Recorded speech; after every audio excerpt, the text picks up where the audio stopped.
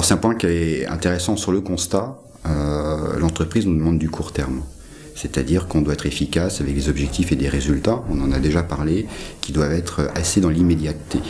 Et en même temps, les phases d'apprentissage, elles s'installent sur le long terme. Donc on revient à cette nécessité, pas du ou, mais du et. Il faut être capable de gérer sur des phases très courtes des dispositifs qui sont pertinents et percutants, et en même temps de garantir la mise en place et le transfert des savoirs qui vont progressivement s'installer dans l'entreprise.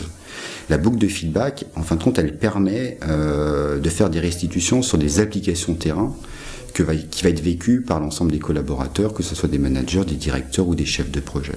Donc c'est un point essentiel parce que quand on réapplique les neurosciences, on sait pertinemment qu'aujourd'hui, pour changer ou accompagner finalement l'ensemble des transformations des entreprises, que ce soit à travers l'innovation, la créativité ou des nouvelles formes de projets, on a une sensibilisation, on a une implication qui est faite pendant 1 jour ou 2 jours de présentiel, même si on intègre du distanciel et du blending.